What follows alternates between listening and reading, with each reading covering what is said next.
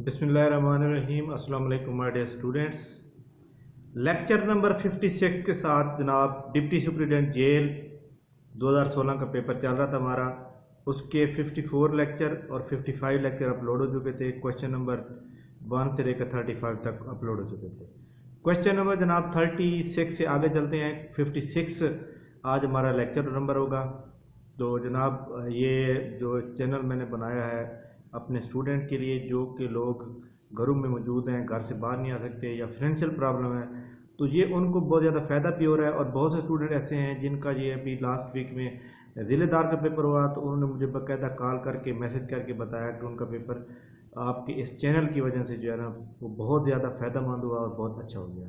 Thank you very much. आप सब जो है हमें दुआओं में याद रखिएगा, हमें और कुछ सिखानी चाहिए।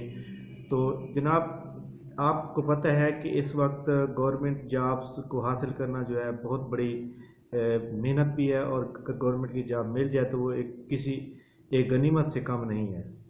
तो जनाब अगर आप प्रॉपर तरीके के साथ, पूरी मेहनत के साथ, पूरी लगन के साथ दिन रात एक कर दें सिर्फ और सिर्फ 6 महीने, तो जनाब आपकी एक नहीं बल्कि कई जॉब लगेंगी, और वो भी कमीशन के थ्रू मेरिट के ऊपर। अब देखें, बहुत से लोगों को मैंने देखा कि जो मतलब सियासी तौर पर अप्रोच करवाते हैं कि जी हमारी ये जॉब हो जाए, तो ये बिल्कुल अपना टाइम वेस्ट करते हैं और बाद में ओवर एज होकर भी घर में बैठ जाते हैं। तो ये उनका जो एक रास्ता है सियासत की सियासी अप्रोच करवाना, ये बहुत ही मतलब है कि रेलिवेंट ही नहीं बनता। क्योंकि जॉब आपको पता है गवर्नमेंट की जॉब वो है जो प्रॉपर कमीशन के थ्रू लगती है, और कमीशन के थ्रू किसी किस्म की कोई सिफारिश नहीं होती। जनाब आज मेरी आपसे यही गुजारिश है, आपको नसीहत है कि आप अपनी मेहनत के ज़रिए से जॉब हासिल करें, अपने पाँव पे खड़े होकर जॉब हासिल करें, वो आपकी जॉब है। ये जो डिग्री है ये जस्ट एक कागज़ की रद्दी है और कुछ भी नहीं है। असल तो मुकाबला अब पता चलेगा कि आपने क्या किया है आपके पूरे कैरियर के अंदर। तो जितने भी ये पब्लिक सर्विस कमीशन के इम्तिहान होते हैं उसमें जितने भी सब्जेक्ट हैं वो सारे आपने तकरीबन पढ़े हुए हैं। देखिए, आपने इस्लामियात पढ़ी हुई है, पाक स्टडी पढ़ी हुई है, आपने इंग्लिश पढ़ी हुई है, मैथ पढ़ी हुई है, कंप्यूटर पढ़ा हुआ है। तो ये करंट अफेयर के मुताबिक आप अखबारात पढ़ते रहते हैं। तो कोई ऐसी मतलब नया सब्जेक्ट यहाँ नहीं आ गया जिसको आपने ना पढ़ो। असल मकसद ये है कि आप मुस्तकिल मिजाजी के साथ, प्रॉपर तरीके के साथ अगर आप तैयारी करेंगे तो इंशाल्लाह ताला आप फेल नहीं होंगे। जनाब चलते हैं हम अपने लेक्चर की जानिब, और जो नए स्टूडेंट हैं उनसे ये रिक्वेस्ट है कि इस चैनल को सब्सक्राइब करें और साथ एक बेल आइकन का बटन है उसको क्लिक कर लें ताकि आपको नए लेक्चर मिलते रहे। जनाब लेक्चर नंबर 56, क्वेश्चन नंबर आज का पहला, डिप्टी सुपरिटेंडेंट जेल 2016 के आप कंटेंट में जाएंगे। वहाँ पे जनाब पेपर नंबर तो मुख्तलिफ हो सकते हैं क्योंकि हर एडिशन में पेपर नंबर चेंज हो रहा है। Deputy superintendent 2016, deputy superintendent jail 2016, question number 36। जी हाँ, क्वेश्चन नंबर 36 हमारे पास है, how many prophets are mention in holy Quran. कुरान पाक में कितने पैगंबरों का जिक्र किया गया है। तो जनाब कुरान पाक के अंदर जो अक्सर ये सवाल जो है कंट्रोवर्शियल सवाल रहा है, कुछ लोगों का ये कहना है कि ये 25 हैं, कुछ का कहना है कि ये 26 हैं। तो जनाब profit mention in holy Quran, वो जो दुरुस्त जवाब है वो 26 जवाब है। 26 जवाब दुरुस्त है, जिसमें हज़रत आदम अलैहिस्सलाम, हज़रत इदरीस अलैहिस्सलाम, हज़रत नूह अलैहिस्सलाम, हज़रत हूद अलैहिस्सलाम, हज़रत सालेह अलैहिस्सलाम, हज़रत इब्राहीम अलैहिस्सलाम, हज़रत लूत अलैहिस्सलाम, हज़रत इस्माईल अलैहिस्सलाम, हज़रत इसहाक अलैहिस्सलाम, हज़रत याकूब अलैहिस्सलाम, हज़रत यूसुफ अलैहिस्सलाम, हज़रत अय्यूब अलैहिस्सलाम, हज़रत शुएब अलैहिस्सलाम, हज़रत मूसा अलैहिस्सलाम, हज़रत हारून अलैहिस्सलाम, हज़रत जुल्किफल अलैहिस्सलाम, हज़रत दाऊद अलैहिस्सलाम, हज़रत सुलेमान अलैहिस्सलाम, हज़रत इलियास अलैहिस्सलाम, हज़रत यूनुस अलैहिस्सलाम, हज़रत ज़करिया अलैहिस्सलाम, हज़रत याहया अलैहिस्सलाम, हज़रत ईसा अलैहिस्सलाम और हज़रत मोहम्मद सल्लल्लाहु अलैहि वसल्लम। तो जनाब ये 26 वो पैगंबर हैं जिनका कुरान पाक में जिक्र है। मैंने नाम भी बता दिए, आप अपने सुन तो लिए होंगे, आप इसको लिख सकते हैं। तो क्वेश्चन नंबर जनाब नेक्स्ट पे चलते हैं 37 के ऊपर। क्वेश्चन नंबर जनाब 37 है हमारे पास। 37 का क्वेश्चन है, name of the gulf country where president Mamnoon Hussain recently paid an official visit. जनाब ममनून हुसैन आपको पता है कि इस वक्त प्रेसिडेंट नहीं है, तो ये सवाल पेपर में नहीं आएगा। लेकिन एक सवाल इस पेपर के अंदर इम्पोर्टेंट है, अगर ये 2016 की बात की जाए तो उस वक्त जो है ममनून हुसैन ने कतर का विजिट किया था। लेकिन एक बात, गल्फ कंट्रीज कितनी हैं? गल्फ कंट्रीज कितनी हैं जनाब? आपको पता होना चाहिए। गल्फ कंट्री हैं total 7 Arab state which border the Persian gulf.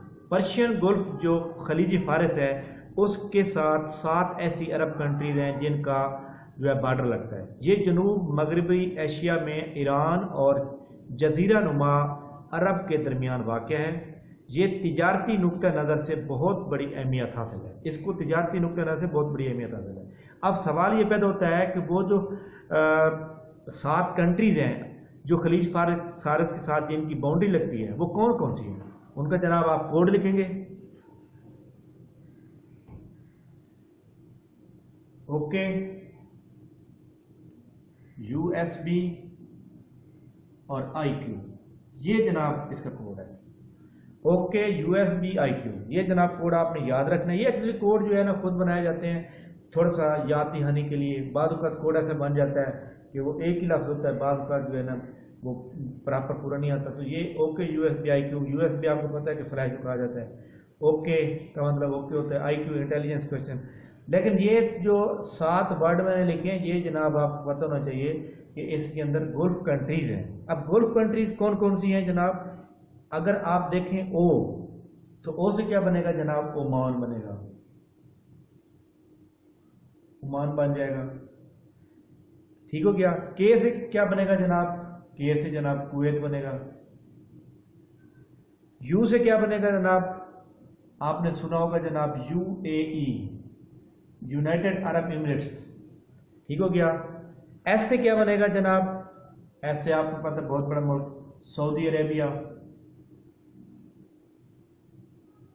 B से जनाब क्या बनेगा? बी से आपको पता है बहरीन।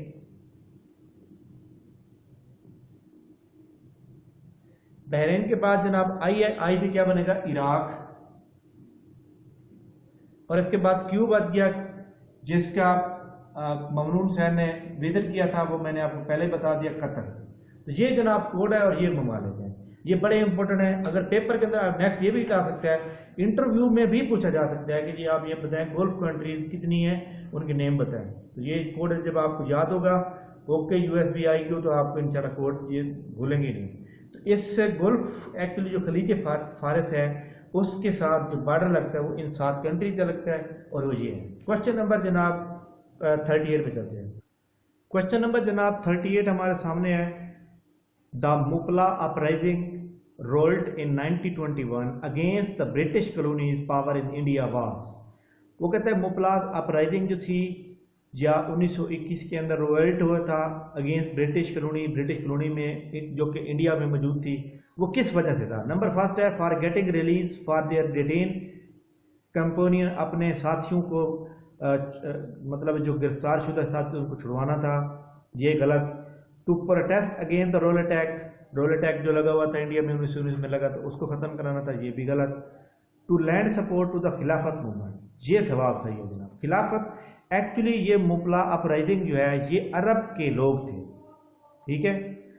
अरब के लोग जो है यहाँ पर आए थे, मुपला अरब के लोग थे जो कि चाहते थे कि रियासत यहाँ पर जो है वो एक यानी तहरीक खिलाफत बताने के लिए भी आए थे और इस्लाम फैलाने की गर्ज से भी यहाँ पर आए थे ब्रिटिश इंडिया में। एक्चुअली वो एक रियासत कायम करना चाहते थे। उनका मतलब है कि जिस तरह एक ब्रिटिश इंडिया यहाँ पे आया, ब्रिटिश आया यहाँ पर, ईस्ट इंडिया कंपनी आई, वो यहाँ पर जनाब तिजारत की गर्ज से, तो उन्होंने बाद में कब्जा कर लिया। लाइक दैट इसी तरह ये मुपला अपराइजिंग जो थे ये जनाब अरब के लोग थे जो कि खिलाफत और इस्लाम की गर्ज से यहाँ पर आए थे। तो वो जनाब एक रियासत कायम करना चाहते थे। तो इसमें जनाब उन्होंने कांग्रेस और खिलाफत की तरीक मलाबर डिस्ट्रिक्ट केरला में एहतजाज किया, यानी कांग्रेस को भी साथ मिलाया, खिलाफत की तहरीक जो तहरीक खिलाफत थी वो भी साथ, उनको भी साथ मिलाकर और इस मलाबर डिस्ट्रिक्ट केरला में एहतजाज किया। अब इसकी जो लीडर थे वो जनाब मौलाना शौकत अली खां थे, दूसरी तरफ से महात्मा गांधी थे। कांग्रेस की तरफ से गांधी साहब थे और खिलाफत की तरफ से जो थे वो मौलाना शौकत अली खां थे। जब ये इन्होंने मतलब एहतजाज वगैरह किया और अंग्रेज़ों को ये लगा कि ये जो अरब के लोग आ गए हैं यहाँ पर, तो क्योंकि अंग्रेज़ खुद भी कब्जा करने के लिए यहाँ पर मौजूद कब्जा करके बैठे हुए थे, तो उनको तो हर तरफ से डर था। तो उन्होंने क्या किया कि इनके ऊपर ये जो तहरीक कैम इन्होंने की थी, मुबला अपराइजिंग, उसको अंग्रेज़ों ने इनके ऊपर हमला किया और हमले के दौरान जनाब तकरीबन इनके 400 लोग मारे गए। तो ये जनाब मुबला अपराइजिंग जो है ये एक्चुअली इंडिया में एक जगह मलबर, MALABR मलबर, वहाँ पे ये एहतजाज हो रहा था। मलबर जो है डिस्ट्रिक्ट किराला में मौजूद है, डिस्ट्रिक्ट किराला इंडिया का शहर है, वहाँ पे मौजूद है। और इसके अंदर अगर ये सवाल आ जाए कि इसकी लीडिंग कौन कर रहा था, तो मौलाना शौकत अली और गांधी। तो जनाब इसका दुरुस्त जवाब 38 का सी ऑप्शन दुरुस्त हो जाएगा। Question number 39। अब देखें 38 में एक बात और अहम है, डी ऑप्शन है on account of finishing dispute in Malabar. हालांकि डिस्प्यूट तो होता ही पहले है, डिस्प्यूट को ख़त्म करने के लिए नहीं आते, बल्कि पहले वो खिलाफत मूवमेंट और इस्लाम की गर्ज से यहाँ पर आते, लेकिन वो एक रियासत कायम करना चाहते थे। क्वेश्चन नंबर जनाब 39 पे चलते हैं। 38 का दुरुस्त जवाब 30C हो जाएगा। Question number 39। क्वेश्चन नंबर जनाब 39 हमारे पास बहुत ही आसान सा सवाल है। कंप्लीट द सेम, ये एक जनाब यूनिवर्सल ट्रुथ है। Truth is stranger then dash the news, the falsehood, the lies, fiction. इसका जो दुरुस्त जवाब है जनाब वो है फिक्शन, FICTION, डी ऑप्शन। 39 का डी ऑप्शन दुरुस्त है। Truth is stranger than fiction, इसका उर्दू में मीनिंग लिखें आप, सच्चाई अफसाने से ज्यादा अजनबी है।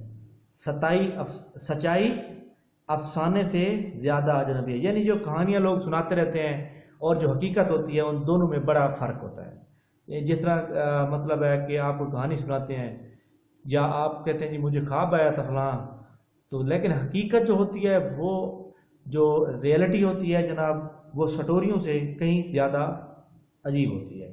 तो truth is stranger than fiction आ जाएगा, सच्चाई अफसाने से ज़्यादा अजनबी है। क्वेश्चन नंबर 39 का डी ऑप्शन। Question number 40।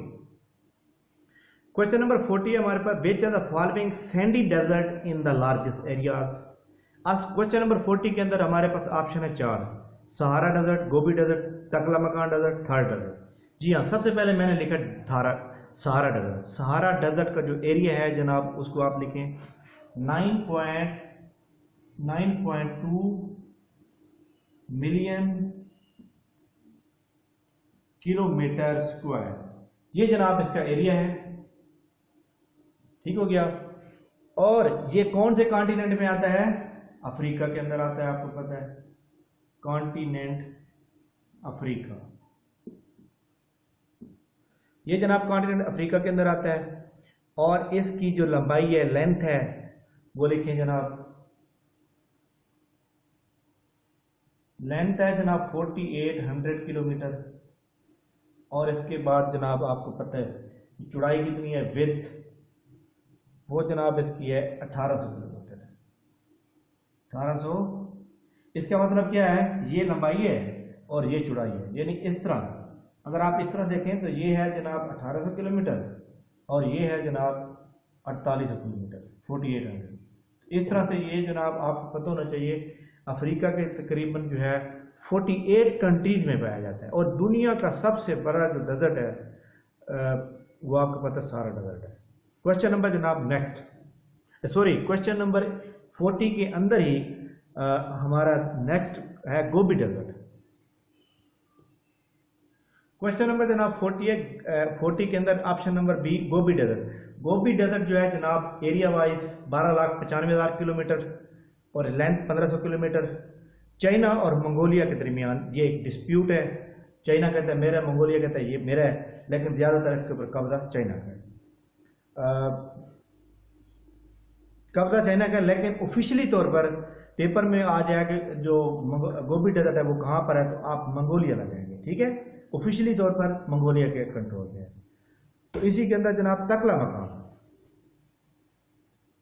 जी हाँ, तकलामकान डेजर्ट जिसका एरिया 3,37,000 किलोमीटर स्क्वायर है और ये चाइना में है, सिर्फ चाइना में। इसके बाद थार डेजर्ट की बात की है ऑप्शन नंबर डी पे कि थार डेजर्ट जो है इसका एरिया 2 लाख किलोमीटर है और थार डेजर्ट पाकिस्तान का सबसे बड़ा डेजर्ट है। थार डेजर्ट पाकिस्तान सिंध से होता हुआ जनाब आगे राजस्थान के इलाके इंडिया की तरफ चला जाता है तो ये जनाब पाकिस्तान और इंडिया के दरमियान में डेजर्ट मौजूद है। और थर्ड डेजर्ट जनाब आपको पता होना चाहिए कि पाकिस्तान में सिंध और पंजाब में आ जाता है, पंजाब में भी थोड़ा सा थर्ड डेजर्ट आ जाता है, जबकि इंडिया में राजस्थान, गुजरात, हरियाणा और पंजाब में आता है।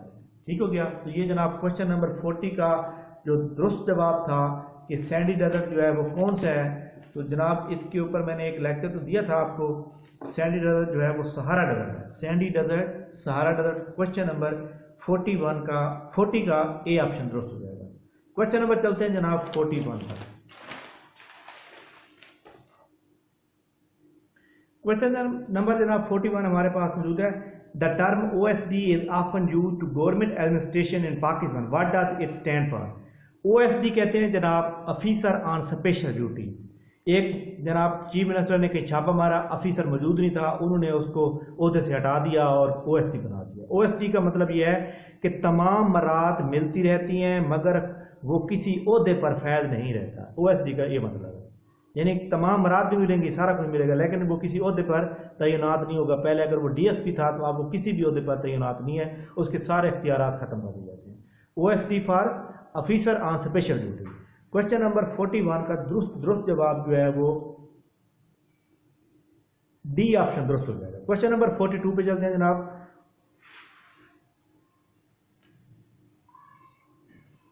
क्वेश्चन नंबर 42 हमारे पास है, वो कहता है जी कि how many Emirates comprising the United Arab Emirates. Emirates कहते हैं जनाब स्टेट को कहा जाता है, यानी UAE, मुत्तहदा अरब अमारात की कितनी स्टेट्स हैं। इसका मतलब है जैसे पाकिस्तान है, पाकिस्तान में कितने सूबे हैं? 4 सूबे हैं जी। अब इसी तरह कोई मुल्क स्टेट कहता है, जिस तरह USA की 50 स्टेट्स हैं, तो UAE, यूनाइटेड अरब एमिरेट्स की भी 7 स्टेट्स हैं। उनको याद कैसे करना है जनाब? बहुत ही इंपॉर्टेंट सवाल। पेपर के अलावा ये जनाब आपसे इंटरव्यू में सवाल पूछा जा सकता है। वो पूछ सकता है आपसे जी अगर आप ये UAE की 7 स्टेट्स का नाम बता दें आपकी नौकरी पक्की है। जनाब बहुत ही आसान सा एक कोड है इसका और ये आपको कभी भी नहीं भूलेगा।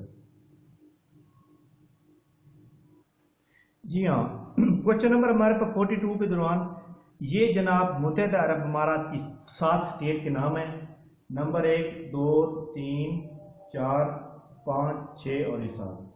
अब बात यह है कि ये नाम तो हम पढ़ लेंगे, हमें कैसे याद रहेगा जनाब? क्या कोड होना चाहिए? पहला है फुजीरा, उमुल कुवैन, रास अल खैमा, दुबई, अबू धाबी, अजमान और शारजा। बात यह है कि इसके 2 कोड हैं। आपने अब आपको जो अच्छा लगे आपने वो याद रखना है। नंबर फर्स्ट, ये जो तरतीब मैंने बनाई है जनाब, इस तरतीब के मुताबिक आपने जनाब फिरदौस आशिक अमान का नाम सुना होगा, ठीक है, उसी के नाम से ये कोड है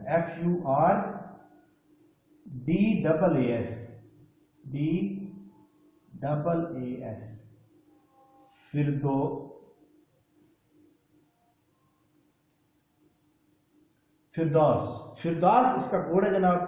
ये फुरदास जो है ये इसका कोड है। अगर आपको ये भी कोड याद ना हो, ये जनाब मैं थोड़ा सा नीचे कोड लिखता हूँ कि कोई ना कोई आप रऊफ को जानते होंगे, RAUF, रऊफ SAD, सैद। अगर तो आप ये कोड याद रखना चाहते हैं तो ये भी याद हो सकता है।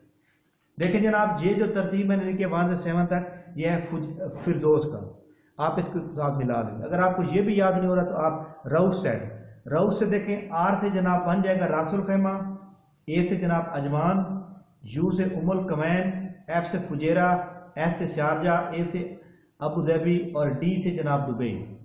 तो दोनों कोड है, आप जो आपकी मर्जी है। तो ये जनाब 7 इसकी स्टेट्स हैं और ये मैंने नेम भी बता दी, कोड भी बता दिया। क्वेश्चन नंबर 43 पे चलते हैं। क्वेश्चन नंबर जनाब 43 है, the Mohammad brothers Hanif, Sadiq, Mushtaq and Wazir all played in Pakistan cricket team, who was eldest. Eldest का मतलब होता है जनाब कि सबसे बड़ा, यंगर कहते हैं सबसे छोटे को। तो जनाब मैं आपको बात बता दूं कि हनीफ मोहम्मद लिटिल मास्टर पाकिस्तान को कहा जाता है। हनीफ मोहम्मद जो कि पाकिस्तान क्रिकेट टीम के बैट्समैन थे। हनीफ मोहम्मद के वालिद का नाम था शेख इस्माइल मोहम्मद। हनीफ मोहम्मद 1934 में जूनागढ़ इंडिया में पैदा हुए। इनकी वफात 2016 कराची में होती है। ये जनाब हनीफ मोहम्मद जो थे राइट ऑफ ब्रेक बॉलर, यानी कि जो राइट हैंड होती है, राइट आर्म से जो स्पिन बॉलिंग करते थे, ब्रेक बॉलर थे। इनके जनाब सिबलिंग में आप देखें तो मोहम्मद मुश्ताक, सादिक वजीर एंड रईस मोहम्मद और इसके बाद आखिरी शुएब मोहम्मद, ये जनाब इनके भाई थे जो क्रिकेट खेल चुके, पाकिस्तान की नुमाइंदगी कर चुके थे। ग्रैंड सन शिराज मोहम्मद जो कि हनीफ मोहम्मद, शुएब मोहम्मद का बेटा है, हनीफ मोहम्मद का भतीजा है, शिराज मोहम्मद, ये तमाम पाकिस्तानी क्रिकेट टीम की नुमाइंदगी कर चुके हैं। इन सब के साथ मोहम्मद लगा हुआ है, इसलिए मोहम्मद बिरादर कहा जाता है जनाब। हनीफ मोहम्मद पाकिस्तान के who is called little master of Pakistan, Hanif Mohammad. Hanif Mohammad के जनाब तकरीबन कोई 5 भाई खेल चुके हैं, और शुएब मोहम्मद जो पाकिस्तान की नुमाइंदगी कर चुके हैं, उनका बेटा शिराज मोहम्मद वो भी पाकिस्तान टीम की नुमाइंदगी कर चुका है। तो ये जनाब हमारे पास क्वेश्चन था। तो एल्डेस्ट का मतलब उसने पूछा था, तो एल्डेस्ट जनाब कौन हो जाएगा, यानी सबसे पहले जो है टीम की नुमाइंदगी किसने की थी, तो वो जनाब क्या आ जाएगा, वजीर मोहम्मद। तो सबसे पहले जनाब वजीर मोहम्मद जो थे वो सबसे पहले आए थे। क्वेश्चन नंबर जनाब 45, क्वेश्चन नंबर जनाब 45 नहीं 44 है हमारे पास। सीरीज का सवाल है 6, 3, 12, 6, 24 एंड सो ऑन। ये जनाब हमारे पास सवाल है, हम इसको कैसे देखते हैं। इन दोनों के दरमियान फर्क 9 का है, इन दोनों के दरमियान फर्क इन दोनों के दरमियान फर्क जो है वो 3 का है, और इन दोनों के दरमियान 9 का फर्क है। इसके दरमियान जनाब 6 का फर्क है, और इसके दरमियान जनाब 12 का फर्क है। अब देखें 3, 9, 6, 12, तो ये जो है ना इस तरह मतलब है कोई जोड़ नहीं बन रहा, ठीक है। तो हम क्या करेंगे, ये इसका मतलब है कि डबल सीरीज का सवाल है, हम इसको डबल सीरीज से चेक करते हैं कि क्या डबल सीरीज का तो नहीं है ये। जी हाँ, डबल सीरीज से चेक करने का तरीका ये होता है कि आप पहले को तीसरे के साथ, तीसरे को पांचवें के साथ, पांचवें को सातवें के साथ, आप इसी तरह पहले को दूसरे के साथ, दूसरे को चौथे के साथ, और चौथे को छठे के साथ मिलाते हैं। इसका मतलब ये है कि दूसरी सीरीज का तीसरा जो है वो मिसिंग है। अब देखिए इन दोनों के दरमियान कितना फर्क है, 6 का फर्क है, और इन दोनों के दरमियान 12 का फर्क है। ऊपर देखते हैं 3 और 6 में 3 का फर्क है, और 6 और इसका मतलब ये हुआ कि जितना 6 को आप 2 से मल्टीप्लाई करेंगे तो ये 12 आ जाएगा, 12 को 2 से मल्टीप्लाई करेंगे तो ये 24 आ गया। इसका मतलब भी यही है कि ये 3 एकम 3 दोनों 6, तो यहाँ पे जनाब वाला आपको पता है कि इन दोनों के दरमियान 6 का फर्क आया है। तो 6 के बाद जनाब किसकी बारी आएगी, 6 के बाद जनाब 6 को आप 2 से मल्टीप्लाई करेंगे, जनाब आपके पास 6 को 2 से मल्टीप्लाई करेंगे तो जनाब इधर आपके पास आ जाएगा 12 के बाद, क्योंकि आपको पता है यहाँ 6 है तो 6 मल्टीप्लाई कर दो, यानी हर अगला फिगर उससे मल्टीप्लाई होगा। 3 को 2 से मल्टीप्लाई करिए 6 आ जाएगा, 6 को 2 से मल्टीप्लाई 12 आ जाएगा, 12 को 2 से मल्टीप्लाई इतना, 6 को 2 से मल्टीप्लाई करेंगे 12, 12 को 2 से मल्टीप्लाई 24, यानी 2 से मल्टीप्लाई करना है। तो जनाब इसका जो दुरुस्त जवाब आपके पास आएगा वो क्या आएगा, 12 जवाब आ जाएगा। क्वेश्चन नंबर 45 पे चलते हैं। जी हाँ, क्वेश्चन नंबर हमारे पास जनाब 45 क्वेश्चन हमारे पास मौजूद है। वो कहते हैं doctor Mohammad Yunus of Bangladesh got Nobel prize for his contribution in the field of. जनाब डॉक्टर मोहम्मद यूनुस कौन था, जनाब डॉक्टर मोहम्मद यूनुस के बारे में टोटल पढ़ा देता हूँ मैं आपको। डॉक्टर मोहम्मद यूनुस बांग्लादेशी था। ये जनाब 28 जून 1940 को चट्टागांग में पैदा हुआ। Socialist entrepreneur, banker and civil society leader. Founder इन्होंने एक बैंक फाउंड किया था जिसका नाम है Grameen Bank, and pioneering concept for micro finance and micro credit and social business, यानी इन्होंने एक कंसेप्ट दिया, माइक्रो फाइनेंस इन्होंने ईजाद की, माइक्रो क्रेडिट इन्होंने ईजाद की, सोशल बिजनेस इन्होंने ईजाद की। इन्होंने एक बैंक बनाया बांग्लादेश में जिसका नाम था ग्रामीण।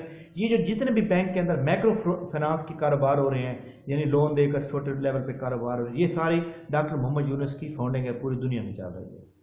तो इस वजह से इनको जो है नोबेल पीस प्राइज दिया गया था 2006, ठीक हो गया। और डॉक्टर मोहम्मद यूनुस कोई MBBS डॉक्टर नहीं थे, बल्कि इन्होंने इकोनॉमिक्स के अंदर PhD की हुई थी, और PhD जो बंदा होता है उसको क्या कहा जाता है, क्या कहा जाता है, डॉक्टर कहा जाता है। 45 का क्वेश्चन नंबर A ऑप्शन दुरुस्त हो जाएगा, इकोनॉमिक्स दुरुस्त हो जाएगा। तो doctor Mohammad Yunus Nobel peace prize कब मिला, 2006 में। इन्होंने कौन सा बैंक ग्रामीण GRAMEEN ग्रामीण बैंक फाउंड किया था। और माइक्रो फाइनेंस और माइक्रो क्रेडिट का आइडिया किसने दिया? वो भी जनाब डॉक्टर मोहम्मद यूनुस साहब, बांग्लादेश। डॉक्टर मोहम्मद यूनुस कहाँ पैदा हुए? चट्टागाम, बांग्लादेश में पैदा हुए। अभी तक वो इस वक्त मौजूद है दुनिया में। अल्लाह ताला उनको मजीद लंबी जिंदगी अता करे। क्वेश्चन नंबर जनाब चलते हैं 46 पर। क्वेश्चन नंबर 46 हमारे पास है, presidential form of government was introduce under the constitution. जी हाँ, आपको पता होना चाहिए कि 1962 का जो कॉन्स्टिट्यूशन पाकिस्तान में जब पाकिस्तान बनता है जनाब 14 अगस्त 1947 को, तो पाकिस्तान के पास कोई आइन नहीं था।